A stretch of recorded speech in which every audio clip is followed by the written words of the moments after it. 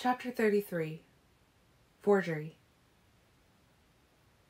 Charlie, we've still got that strictly need-to-know company situation going.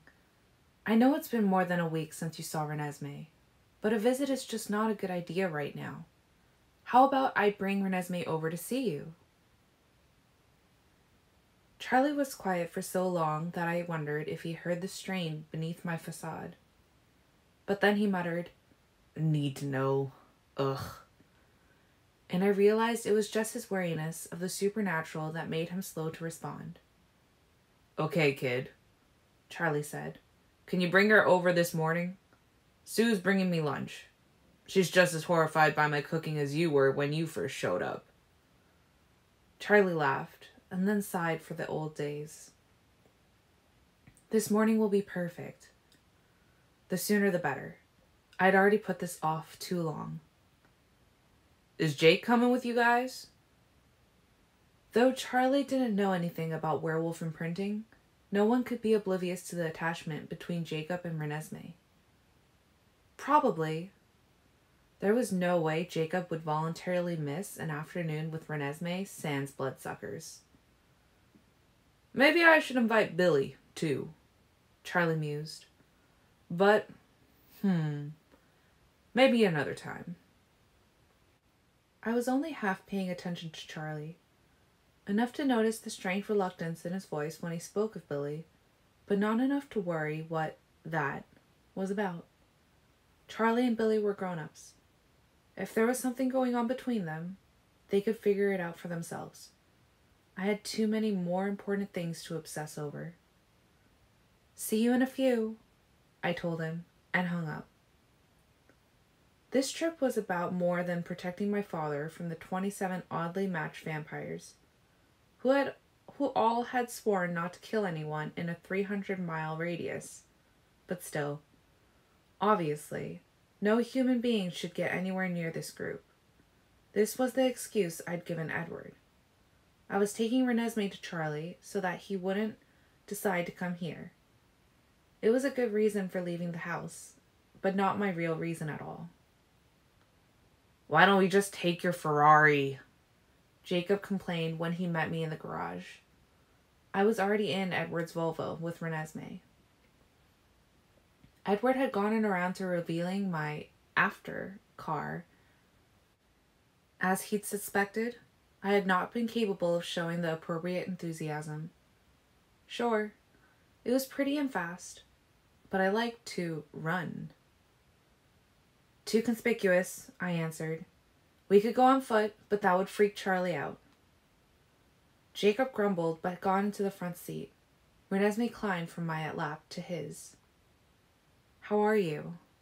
I asked him as I pulled out of the garage. "How do you think?" Jacob asked bitingly. "I'm sick of all these reeking bloodsuckers." He saw my expression and spoke before I could answer.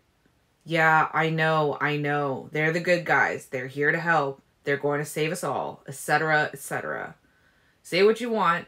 I still think Dracula 1 and Dracula 2 are creeptacular." I had to smile. The Romanians weren't my favorite guests, either. "I don't disagree with you there." Renesmee shook her head but said nothing. Unlike the rest of us, she found the Romanians strangely fascinating.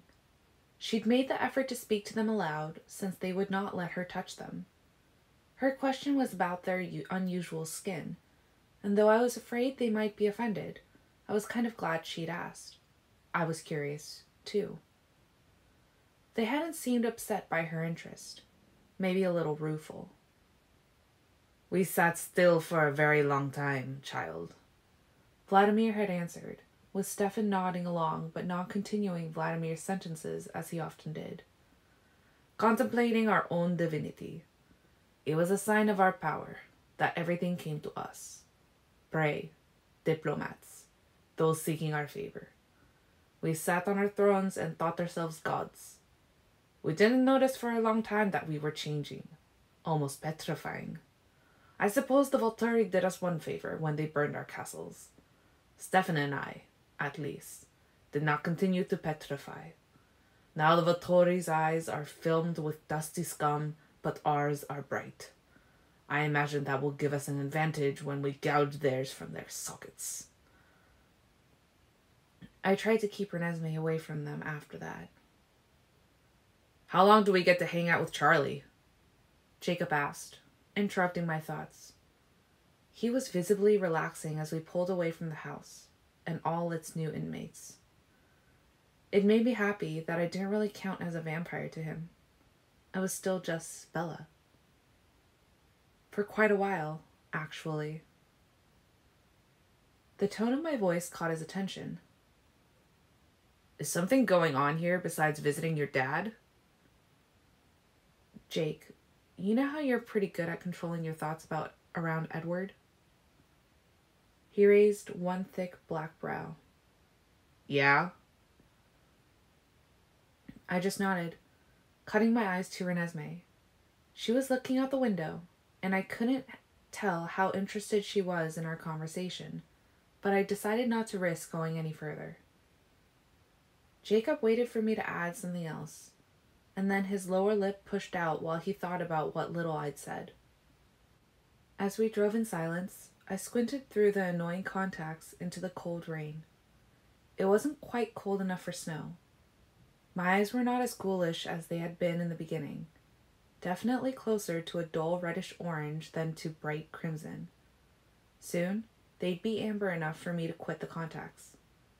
I hoped the change wouldn't upset Charlie too much. Jacob was still chewing over our truncated conversation when we got to Charlie's. We didn't talk as we walked at a quick human pace through the falling rain. My dad was waiting for us. He had the door open before I could knock. Hey guys, it seems like it's been years.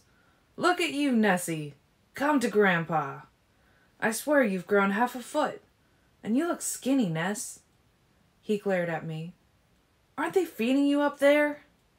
It's just the growth spurt, I muttered. Hey, Sue. I called over his shoulder.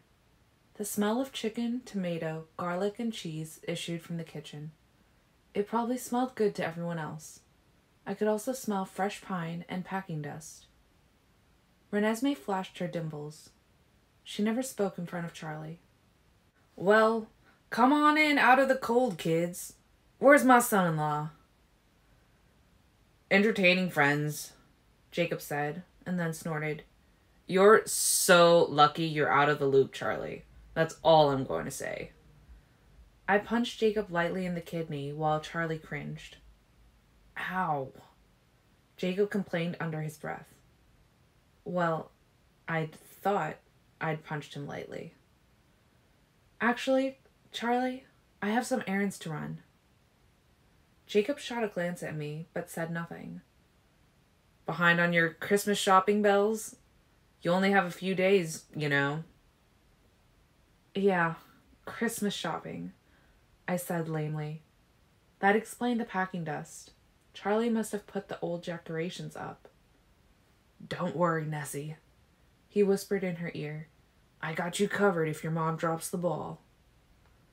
I rolled my eyes at him, but in truth, I hadn't thought about the holidays at all. Lunch is on the table, Sue called from the kitchen. Come on, guys. See you later, Dad, I said, and exchanged a quick look with Jacob. Even if he couldn't help but think about this near Edward, at least there wasn't much for him to share. He had no idea what I was up to. Of course, I thought to myself as I got into the car.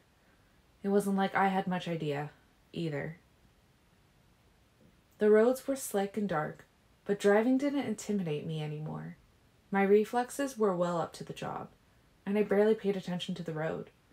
The problem was keeping my speed from attracting attention when I had company. I wanted to be done with today's mission, to have the mystery sorted out so that I could get back to the vital task of learning. Learning to protect some, learning to kill others. I was getting better and better with my shield. Kate didn't feel the need to motivate me anymore. It wasn't hard to find reasons to feel angry. Now that I knew that was the key. And so I mostly worked with Safrina. She was pleased with my extension. I was able to cover almost a 10-foot area for more than a minute, though it exhausted me. This morning, she'd been trying to find out if I could push the shield away from my mind altogether. I didn't see what the use of that would be, but Zafrina thought it would help strengthen me, like exercising muscles in the stomach and back rather than just the arms. Eventually, you could lift more weight when all the muscles were stronger. I wasn't very good at it. I had only gotten one glimpse of the jungle river she was trying to show me. But there were different ways to prepare for what was coming, and with only 2 weeks left, I worried that I might be neglecting the most important. Today, I would rectify that oversight. I'd memorized the appropriate maps, and I had no problem finding my way to the address that didn't exist online, the one for J. Jenks. My next step would be Jason Jenks at the other address, the one Alice had not given me. To say that it wasn't a nice neighborhood would be an understatement. The most nondescript of all the Collins cars was still outrageous on this street. My old Chevy would have looked healthy here. During my human years, I would have locked the doors and driven away as fast as I dared. As it was, I was a little fascinated. I tried to imagine Alice in this place for any reason, and failed. The buildings, all 3 stories, all narrow, all leaning slightly as if bowed by the pounding rain, were mostly old houses divided up into multiple apartments. It was hard to tell what color the peeling paint was supposed to be. Everything had faded to shades of gray. A few of the buildings had businesses on the first floor.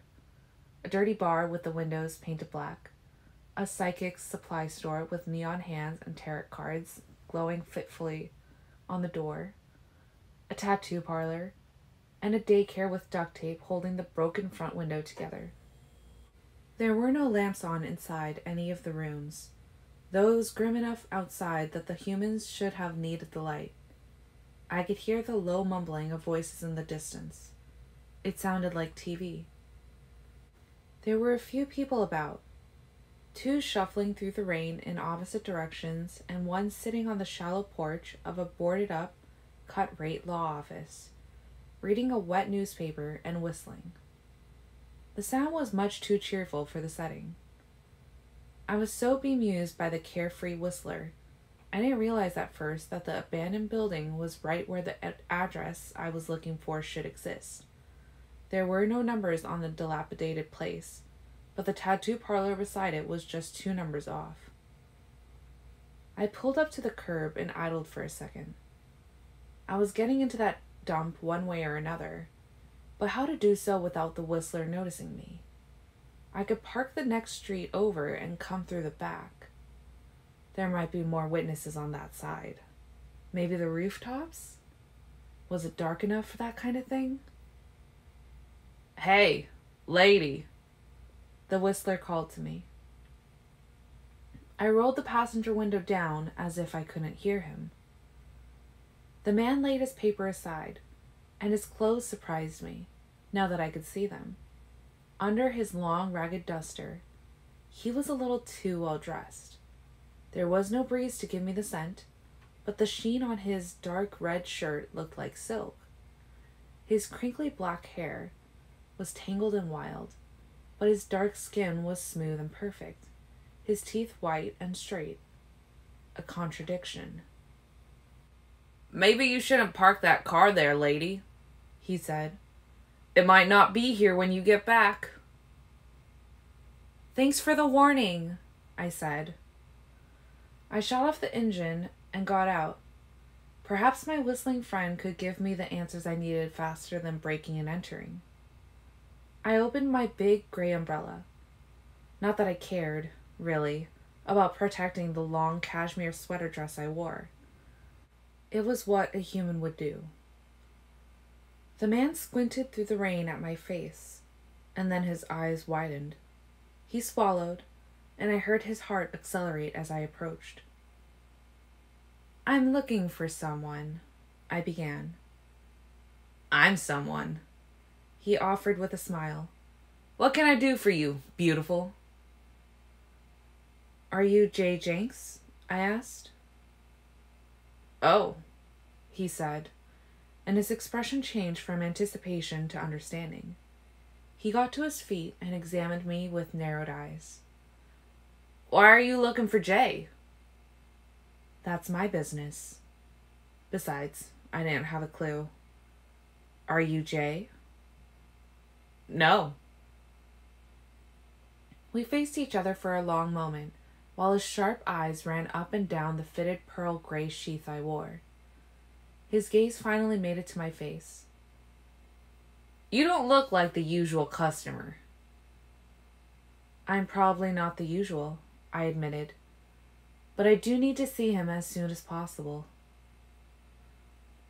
I'm not sure what to do, he admitted. Why don't you tell me your name? He grinned. Max. Nice to meet you, Max. Now, why don't you tell me what you do for the usual? His grin became a frown. Well, Jay's usual clients don't look a thing like you. Your kind doesn't bother with the downtown office. You just go straight up to his fancy office in the skyscraper. I repeated the other address I had, making the list of numbers a question. Yeah, that's the place, he said, suspicious again. How come you didn't go there? This was the address I was given, by a very dependable source. If you were up to any good, you wouldn't be here. I pursed my lips. I'd never been much good at bluffing, but Alice hadn't left me a lot of alternatives. Maybe I'm not up to any good. Max's face turned apologetic. Look, lady. Bella. Right, Bella. See, I need this job. Jay pays me pretty good to mostly just hang out here all day. I want to help you, I do, but... And of course, I'm speaking hypothetically, right? Or off the record, or whatever works for you.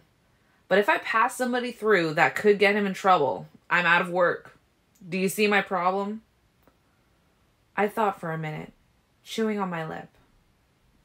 You've never seen anyone like me here before? Well, sort of like me. My sister is a lot shorter than me, and she has dark, spiky black hair. Jay knows your sister? I think so. Max pondered this for a moment. I smiled at him, and his breathing stuttered. Tell you what I'll do. I'll give Jay a call and describe you to him. Let him make the decision. What did Jay Jenks know? Would my description mean something to him? That was a troubling thought. My last name is Cullen, I told Max, wondering if that was too much information. I was starting to get irritated with Alice. Did I really have to be this blind? She could have given me 1 or 2 more words. Colin, got it. I watched as he dialed, easily picking out the number. Well, I could call Jay Jenks myself if this didn't work. Hey Jay, it's Max. I know I'm never supposed to call you at this number except in an emergency. Is there an emergency? I heard faintly from the other end. Well, not exactly. It's this girl who wants to see you. I fail to see the emergency in that. Why didn't you follow normal procedure? I didn't follow normal procedure because she doesn't look like any kind of normal... Is she a badge? No, you can't be sure about that. Does she look like one of Kubrov's? No, let me talk, okay? She says you know her sister or something. Not likely. What does she look like? She looks like... His eyes ran from my face to my shoes appreciatively. Well, she looks like a freaking supermodel. That's what she looks like. I smiled, and he winked at me, then went on. Rocking body, pale as sheet, dark brown hair almost to her waist, needs a good night's sleep. Any of this sound familiar? No, it doesn't. I'm not happy that you let your weakness for pretty women interrupt. Yeah, so I'm a sucker for the pretty ones. What's wrong with that? I'm sorry I bothered you, man. Just forget it. Name, I whispered. All right, wait, Max said. She says her name is Bella Cullen. That help? There was a beat of dead silence. And then the voice on the other end was abruptly screaming, using a lot of words you didn't often hear outside of truck stops. Max's whole expression changed. All the joking vanished, and his lips went pale. Because you didn't ask, Max yelled back, panicked. There was another pause while Jay collected himself. Beautiful and pale?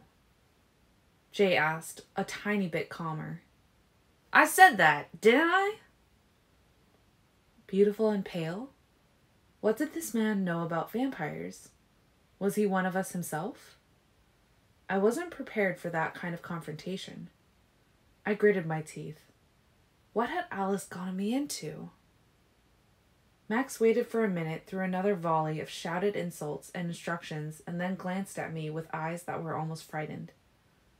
But you only meet downtown clients on Thursdays. Okay, on it. He slid his phone shut. He wants to see me? I asked brightly. Max glowered. You could have told me you were a priority client. I didn't know I was. I thought you might be a cop, he admitted.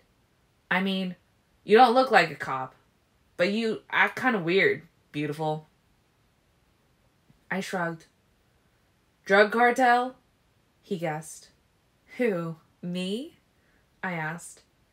Yeah. Or your boyfriend or whatever. Nope. Sorry. I'm not really a fan of drugs, and neither is my husband. Just say no, and all that. Max cussed under his breath. Married. Can't catch a break. I smiled. Mafia? Nope. Diamond smuggling. Please. Is that the kind of people you usually deal with, Max? Maybe you need a new job. I had to admit, I was enjoying myself a little. I hadn't interacted with humans much besides Charlie and Sue. It was entertaining to watch him flounder. I was also pleased at how easy it was not to kill him. You've got to be involved in something big. And bad, he mused. It's not really like that. That's what they all say. But who else needs papers? Or can afford to pay Jay's prices for them, I should say. None of my business, anyway, he said, and then muttered the word married again.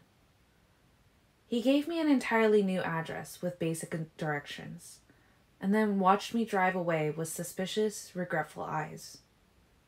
At this point, I was ready for almost anything. Some kind of James Bond villain's high-tech lair seemed appropriate. So I thought Max must have given me the wrong address as a test. Or maybe the lair was subterranean, underneath this very commonplace strip mall nestled up against a wooded hill in a nice family neighborhood. I pulled into an open spot and looked up at a tastefully subtle sign that read, Jason Scott, Attorney at Law. The office inside was beige with celery green accents, inoffensive and unremarkable. There was no scent of vampire here, and that helped me relax. Nothing but unfamiliar human. A fish tank was set into the wall, and a blandly pretty blonde receptionist sat behind the desk. Hello, she greeted me. How can I help you? I'm here to see Mr. Scott. Do you have an appointment? Not exactly. She smirked a little. It could be a while, then. Why don't you have a seat while I... April? A man's demanding voice squawked from the phone on her desk. I'm expecting a Miss Collins shortly. I smiled and pointed to myself. Send her in immediately. Do you understand? I don't care what it's interrupting. I could hear something else in his voice besides impatience. Stress. Nerves. "She's just arrived," April said as soon as she could speak. "What? Send her in. What are you waiting for?" "Right away, Mr. Scott." She got to her feet, fluttering her hands as she led the way down a short hallway, offering me coffee or tea or anything else I might have wanted. "Here you are," she said as she ushered me through the door into a power office, complete with heavy wooden desk and vanity wall. "Close the door behind you," a raspy tenor voice ordered. I examined the man behind the desk while April made a hasty retreat. He was short and balding, probably around 55, with a paunch. He wore a red silk tie with a blue and white striped shirt, and his navy blazer hung over the back of a chair. He was also trembling, blanched to a sickly paste color, with sweat beading on his forehead. I imagined an ulcer churning away under the spare tire. Jay recovered himself and rose unsteadily from his chair. He reached his hand across the desk. "Miss Cullen, what an absolute delight." I crossed to him and shook his hand quickly once. He cringed slightly at my cold skin, but did not seem particularly surprised by it. "Mr. Jenks, or do you prefer Scott?" He winced again. "Whatever you wish, of course." "How about you call me Bella and I call you Jay?" "Like old friends," he agreed, mopping a silk handkerchief across his forehead. He gestured for me to have a seat and took his own. "I must ask, am I finally meeting Mr. Jasper's lovely wife?" I weighed that for a second. So this man knew Jasper, not Alice. Knew him, and seemed afraid of him, too. His sister-in-law, actually. He pursed his lips, as if he were grasping for meanings just as desperately as I was. "I trust Mr. Jasper is in good health?" he asked carefully. "I'm sure he is in excellent health. He's on an extended vacation at the moment." This seemed to clear up some of Jay's confusion. He nodded to himself and templed his fingers. "Just so. You should have come to the main office. My assistants there would have put you straight through to me. No need to go through less hospitable channels." I just nodded. I wasn't sure why Alice had given me the ghetto address. Well, you're here now. What can I do for you?" "Papers," I said, trying to make my voice sound like I knew what I was talking about. "Certainly," Jay agreed at once. "Are we talking birth certificates, death certificates, driver's licenses, passports, social security cards?" I took a deep breath and smiled. I owed Max big time. And then my smile faded. Alice had sent me here for a reason, and I was sure it was to protect Renesmee, her last gift to me, the one thing she would know I needed. The only reason Renesmee would need a forger was if she was running, and the only reason Renesmee would be running was if we had lost. If Edward and I were running with her, she wouldn't need these documents right away. I was sure IDs were something Edward knew how to get his hands on or make himself, and I was sure he knew ways to escape without them. We could run with her for thousands of miles. We could swim with her across an ocean. If we were around to save her. And all the secrecy to keep this out of Edward's head, because there was a good chance that everything he knew, Ara would know. If we lost, Ara would certainly get the information he craved before he destroyed Edward. It was as I had suspected. We couldn't win. But we must have a good shot at killing Dimitri before we lost, giving Renesmee the chance to run. My still heart felt like a boulder in my chest, a crushing weight. All my hope faded like fog in the sunshine. My eyes pricked. Who would I put this on? Charlie? But he was so defensively human. And how would I get Renesmee to him? He was not going to be anywhere close to that fight. So that left one person. There really had never been anyone else. I'd thought this through so quickly that Jay didn't notice my pause. 2 birth certificates, 2 passports, 1 driver's license. I said in a low, strained tone. If he noticed the change in my expression, he pretended otherwise. The names: Jacob Wolf and Vanessa Wolf. Nessie seemed like an okay nickname for Vanessa. Jacob would get a kick out of the wolf thing. His pen scratched swiftly across a legal pad. Middle names. Just put something generic in. If you prefer. Ages. 27 for the man, 5 for the girl. Jacob could pull it off. He was a beast. And at the rate Renesmee was growing, I'd better estimate high. He could be her stepfather. I'll need pictures if you prefer finished documents, Jay said, interrupting my thoughts. Mr. Jasper usually liked to finish them himself. Well, that explained why Jay didn't know what Alice looked like. Hold on, I said. This was luck. I had several family pictures shoved in my wallet, and the perfect one, Jacob holding Renesmee on the front porch steps, was only a month old.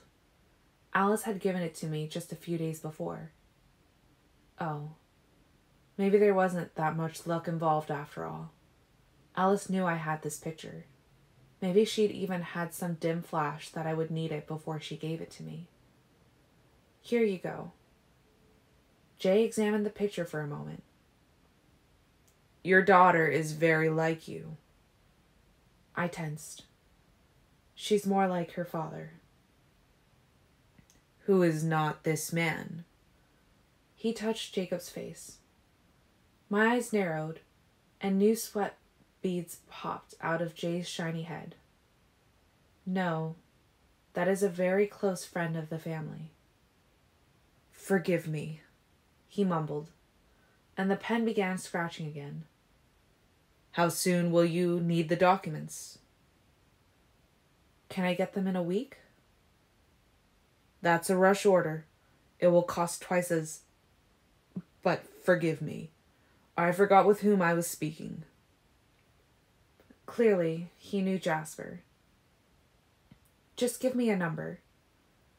He seemed hesitant to say it aloud, though I was sure, having dealt with Jasper, he must have known that price wasn't really an object, not even taking into consideration the bloated accounts that existed all over the world with the Cullens' various names on them. There was enough cash stashed all around the house to keep a small country afloat for a decade. It reminded me of the way that there were always 100 fishhooks in the back of any drawer at Charlie's house. I doubted anyone would even notice the small stack I removed in preparation for today. Jay wrote the price down on the bottom of the legal pad. I nodded calmly. I had more than that with me. I unclasped my bag again and counted out the right amount. I had it all paper-clipped into $5,000 increments, so it took no time at all. There.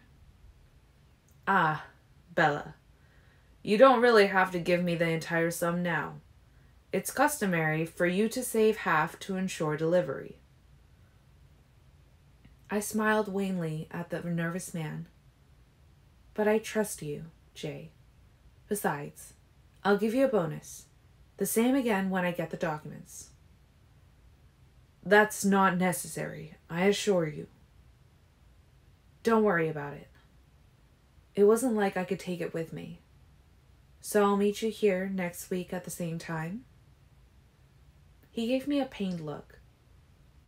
Actually, I prefer to make such transactions in places unrelated to my various businesses. Of course.